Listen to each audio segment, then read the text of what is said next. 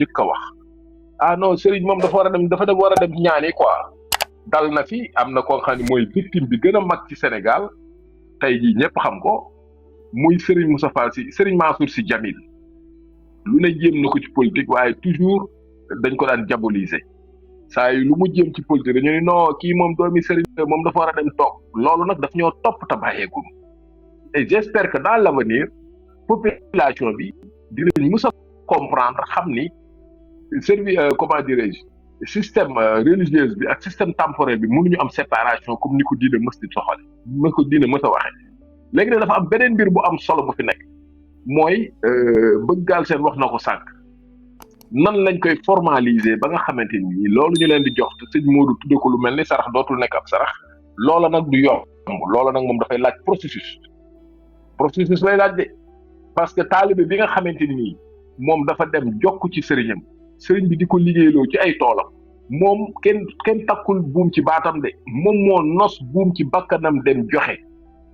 ni man jox naa la sama bopp effort yu ma am dama koy def ngir yow léegi nag ci baatu tubaab dañ koy tudde exploitation ak domination mais est-ce que réellement du jaraat ñu taxawaat ci xalaat taalibe boobu nga xam ne dafay liggéeyal sëriñ bi ci ay toolam ci nangam ngir di sàkku ngërëm taalibe boobu bu fekkee dañ ko war a formaliser ëllëg ñu ciy xalaat moom bu amee retraite dafa war a def nangam wala nangam est-ce que taalibe boobu moom loolu la ci sàkku déedéet waaye nag am réew mu organisé war naa mën a doxal bu am réew taxawoon politiquement teg ay loi su boobaa ñëpp dañuy mujj retourner rek ànd ci loi yooyu loolu nag laa ni processus bu gudd la boo nga xamante ni jàpp naa du suñu génération bi lañ koy defee mën na ñëw nag dans l'avenir peut-être d'ici 2050 jëm kaw xëy na loolu dina ami ci réew mi mais pour le moment nañu xam ne ñun dañuy dund tradition ak modernité ci diggante boobu la ñu toll on est à cheval entre la tradition et la modernité peut-être d'ici 50 ans on va carrément rentrer dans la modernité waaye nag foofu tamit day amaat beneen taxaw mooy bis bu ñu duggee ci modernité ndax duñu perte suñu aspect culturel lii ab laaj la bu may sampaale ay way bismillah ñu doxal. Macha Allah. Avec votre permission.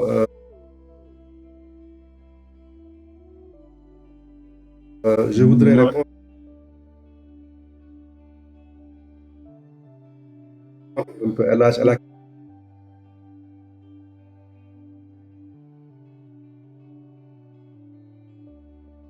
question que tu as posée.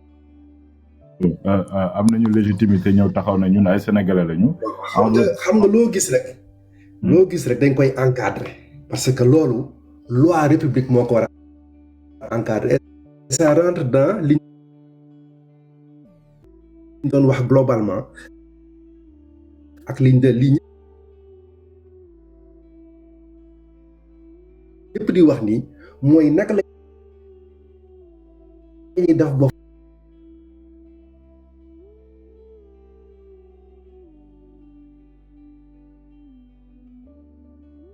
pare ne la di identifier ko ku ci nekk ñu jox la sa caractéristique na voilà yow da nga war a am un rôle depuis séculaire maanaam yow par exemple sur tant de génération rôle bii ak identité bii ngeen am ci société bi après ñu ne yéen mbooloo bi ngeen war a bi ngeen nekkee nii la ak nii la c'est-à-dire duñ koy encadrer joxe ay caractères spécifiques buñ ko defee ba pare nag léegi wax yow ban rôle nga war a jouer dans le futur léegi bu foofa yow quiconque rentre dans ces critères-là bu boobaa yow tu peux participer en fait au développement de la société mais bu fekkee ni critères yooyu remplir woo ko doo mën a bokk léegi nag bu boobaa yow tout nouveau mouvement qui vient se réclamer est-ce que yow dans nos coutumes dans nos valeurs religieuses traditionnelles ainsi de suite est-ce que yow critères yi valeurs yi nga xam ne moom ngay véhiculer est-ce que yow ça rentre dans nos critères bu fekkee ni ñoom ils rentrent dans ces critères-là xayrun s'ils ne rentrent pas dans ces critères-là duñ ko mën a def ba pare naka lañ koy defee day nekk benn genre chambre comme ni ñu amee assemblée nationale comme ni ñu amee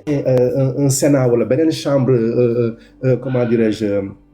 d'élus foofu aussi foofu la ñu war a dugal justement ces chefs coutumiers là pour que bu fekkee ne am na ay lois yu ñu war a voter assemblée nationale wala ay réformes yu ñu war a def société bi wala ay décisions yoo xam dañ koy chambre boobu dañ leen di constituer pour que ñoom ñu mën a joxe seen baat donc kooku c'est par exemple c'est une forme de formalisation justement pour que ñoom ñu mën a participer activement am rôle bu ñuy jouer ci société bi te bu boobaa dina mën a formaliser aussi la relation financière bi nga xam ne moom la ñu am entre le budget de l'État et le rôle qu'il joue sans que mu bañ a nekk forme sarax bi ñu doon wax. donc mooy première question bi nga la mooy est-ce que xaalis bi ñu leen di jox war nañ ko mun a formaliser est-ce que war na mun a nekk loo xam ni day formel oui c'est possible est-ce que tamit les comités yi nga xam ni bon ñoom créé nañu mouvement ñëw indi seen bopp comment est-ce qu'on va les identifier si ils remplissent les critères concernant nos valeurs mais problème bi mooy man en tout cas ni ma ko gisee ça va être difficile parce que ñoom valeurs yi nga xam ni moom la ñuy prôner loolu y a déjà des gens qui ont rempli cette case-là. Si tu vas aujourd'hui en Casamance, il y a le roi Doussouy qui est là, qui prône certaines valeurs. À Dakar, il y a les chefs coutumiers Lébou qui sont là. Donc, valeurs yoy nga xamni moy nañu delu ci sunu maam nañu delu ci yu valeurs yoy yep, il y a des gens qui sont déjà là qui représentent déjà ces valeurs là. Wala bu ñu ñëwé xeyna indi lu bees dañ koy analyser, xol lu bees loolu ñuy indi est-ce que ça colle réellement à nos valeurs? Est-ce que c'est utile à notre société? Est-ce que ce n'est pas en porte-à-faux avec les valeurs traditionnelles yi nga xamni mom lañu am ñun ak suñu valeurs coutumières ak yépp positives yi nga xam mom lañu am? Est-ce que bu fekkee ni il ne rentre pas en porte-à-faux da ngeen ci glisser? S'il rentre en porte-à-faux, il est évident que duñu bokk. Je pense que analyse bi noonu lañ koy defee si sama humble avis quoi. Merci. Intéressant. Merci beaucoup. Amy, vas-y. Là, mën naa ñëw apporter aussi sama réponse ci question bi nga posé. Oui, bien sûr. Ouais. Bon, maa ngi nuyu Bëgg Galsen ak sëñ Modou Dieng bi ñëw léegi bi may nuyoo sànq na moo fàtte nuyu docteur Falambert ak Mon Chocolat di leen ziar yéen ñëpp. Bon, El Hadj wax nga dëgg question bi am na solo mooy en fait la prise en compte des minorités ci politique publique yi pour man normalement bu fekkoon tey dañ demoon ba war a formaliser loolu kenn waruñu exclure kenn benn minorité parce que soo exclure kenn rek dafay nekk loo xamante ni si c'est discriminant mais état am na ay outils yoo xamante ni si dina mën a permettre mu répartir de manière équitable pas égalitaire mais plutôt équitable les ressources yu muy alloué ci culte bi par exemple à travers l'ANSD bi nga xamante ni si moo yor lépp luy jëm ci wàllu statistique xam ci enquêtes yi ñuy def dañuy xam exactement même bu ñu mënul xam à un chiffre près xam nan tarixa bu ci nekk ñaata fidèle moo fa nekk jusqu'au ba ci tarixa bi gën a ndaw ba ci croyance yi gën a ndaw ba ci athée yi am nañ ay chiffres donc tey buñ demoon ba nga xam dañuy mettre en place ce système là dañ koy répartir de manière proportionnelle ak taayu confrérie bi par exemple bu dee murit yi ñoo ëpp wala tijaan yi ñoo ëpp normalement ñoom ñoo war a ëppale lu ñuy am bu dee xaadir yi ñoo ci topp wala ñaseen yi wala këru diine bu ci nekk essayer identifier leen loolu lu am solo la mais bañ a exclure les minorités sauf que su fekkee minorités yi comme ni ko Bëgg Galsen waxee léegi dañuy prôner des choses yoo xamante ni si ça ne rentre pas en parfaite adéquation ak suñu ay valeurs wala dafay nekk di indi instabilité soit instabilité culturelle wala instabilité politique ci dëkk bi ñu mën leen génne leen ci loolu problème bu mel ni je pense que France amoon na ko moom moo waral sax la création de la loi 1901 bi nga xamante ni si moom moo régir les associations tey aujourd'hui am na plusieurs formes de subvention yoo xamante ni si am na ci dëkk yu mel ne ay France ñoom par rapport ak seen ay réalités socioculturelles association yi dañ fi am doole ba état daf leen di prévoiral ci commune bu ci nekk di génne ay subvention di ko jox association yooyu noonu ñu koy delloowaat ci askan bi pour man même rôle le sëriñ yi war a jouer même rôle la tarixa yi war a jouer sauf que dafa am nag benn man lu ma constaté ci suñu réew yi mooy te loolu faute intellectuelle yi la pour man ñun dañu am paresse intellectuelle tey suñu ay lois ne sont pas adaptées du tout à nos croyances ni à notre culture dañuy jël rek boo xoolee code civil u Sénégal mais c'est presque du copier-coller code civil u France nga jël code des obligations civiles et commerciales aussi bu Sénégal ak système OHADA bi copier-coller France la dañuy jël lépp indi fii tey ñoom am na ci yoo xam mi ngi seen ay loi ay règlement dafa jël en compte seen ay croyances jël en compte seen histoire ñoom la concerné mais par exemple tey état mën na mettre encore beneen forme de participation ak aide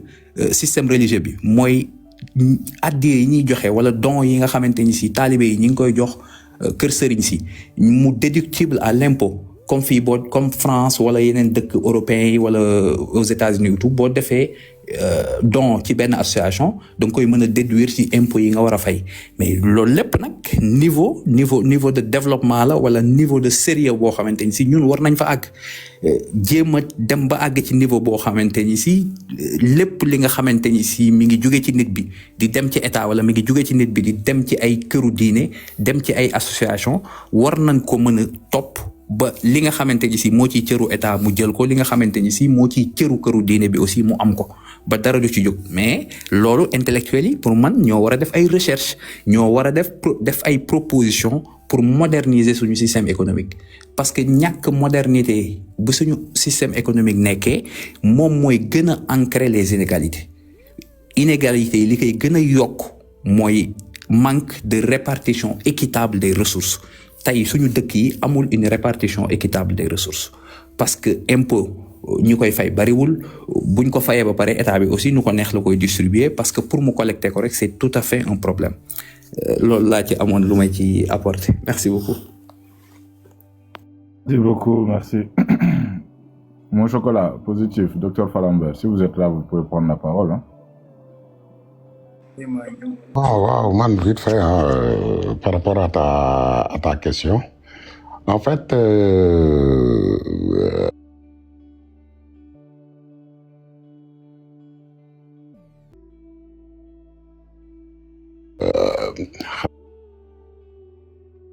État du Sénégal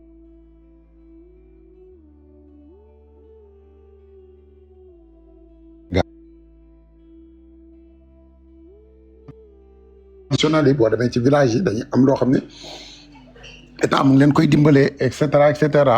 léegi nag bu ñu fi indee kimit xam nga ku dëggalul boppam tamit nu ñu lay dimbalee élage man question boobu dama la koy delloo xam nga man bu ñu ko doon teg ci loxo kimit ci ban kimit lañ koy teg kan moo fi leen fi représenté kan moo leen fi nekkal mën nañ ñu ko wax xam nga mais Madiaye nekku fi xam nga Madiaye dundul Afrique muy benn xam nga ki ngay dimbali da ngay fekk mu nekk ci dëkk bi di doxal di def ay mu am benn organisation ñu am benn kuréel boo xam ne par exemple boo ne woon